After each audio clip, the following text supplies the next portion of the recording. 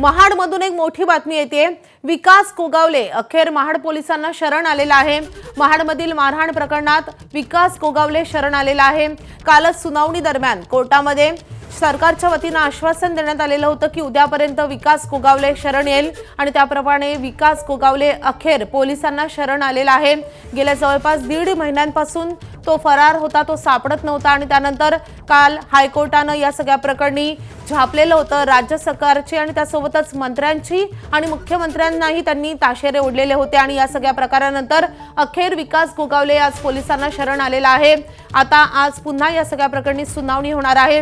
आता या सुनावणी दरम्यान विकास कोगावले याला जामीन मिळतो का की त्याच्यावर आता पुढे कारवाई होते हे पाहणं महत्त्वाचं असेल। मात्र महाड पोलिसांना विकास कोगावले शरण आलेला आहे।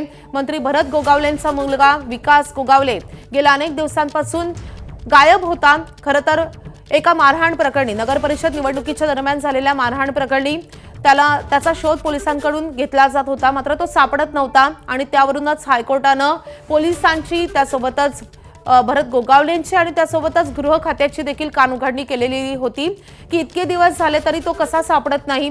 एका मंत्र्याचा मुलगा असा मोकाट असतो आणि मंत्रिमंडळामध्ये असतात, असं कसं शक्य आहे, अशा स्वरूपाची कानउघाडणी हायकोर्टाने केलेली होती आणि त्यानंतर या सगळ्या ताशेऱ्यानंतर विकास कोगावले पोलिसांना शरण आलेला आहे। आता आज या सगळ्या प्रकरणी नेमकं काय होतं, विकास कोगावलेला जामीन मिळतो का की आता त्याच्यावर पुढे कारवाई होते हे पाहणं महत्त्वाचं असणार आहे। मात्र विकास कोगावले, मंत्री भरत गोगावले यांचा मुलगा विकास कोगावले हा पोलिसांना शरण आलेला आहे। शिवसेनेकडनं मात्र असं सांगितलं जात होतं की जाणून बिचून भरत गोगावले यांच्या विरोधात हे षडयंत्र रचण्यात आलेलं आहे आणि त्यातूनच हे सगळं प्रकरण झालेलं आहे, असं स्पष्टीकरण शिवसेनेच्या पक्षाचे जे जिल्हा प्रमुख आहेत त्यांच्या मार्फत देण्यात आलेलं होतं। मात्र आता विकास कोगावले शरण आलेला आहे। तब्बल जवळपास 1.5 महिन्यानंतर तो शरण येतोय। नगर परिषद निवडणुकीच्या दरम्यान महाडमध्ये मारहाण झालेली होती। या मारहाण प्रकरणी विकास कोगावले याचा शोध पोलिसांकडून घेतला जात होता, मात्र तो सापडत नव्हता, मात्र आता तो शरण आलाय।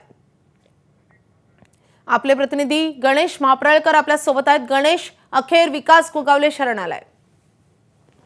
येस, आपण बघितलात तर जो 2 डिसेंबर रोजी नगरपालिकेच्या निवडणुकी दरम्यान राष्ट्रवादी आणि शिवसेनेचे विकास गोगावले त्यांच्यामध्ये जो राडा झाला होता, त्या प्रकरणामध्ये परस्पर दोन्ही कार्यकर्त्यांवर जो गुन्हा दाखल झाला होता, त्यानंतर 1 महिन्याहून अधिक काळ उलटून देखील ज्यांच्यावर गुन्हा दाखल झाला होता, मुख्यतः मंत्री भरत गोगावले यांचे सुपुत्र विकास गोगावले असतील किंवा त्यांच्यासहित अन्य दोन्ही पक्षाचे पदाधिकारी असतील, यांना पोलीस आहेत ते शोधत होते। आणि त्याच्यानंतर काल मुंबई उच्च न्यायालयाने देखील राज्य शासन असेल, मुख्यमंत्री असतील, पोलीस असतील यांच्यावर ताशेरे ओढले होते आणि त्याच्यानंतर हे जे आरोपी आहेत ते हजर झाले नाही तर त्याचं योग्य उत्तर द्यावं लागेल अशा पद्धतीचं मुंबई उच्च न्यायालयाने हे ताशेरे मारले होते। त्याच्यानंतर आता विकास गोगावले थोड्याच वेळापूर्वी महाड पोलिसांसमोर शरण आलेले आहेत।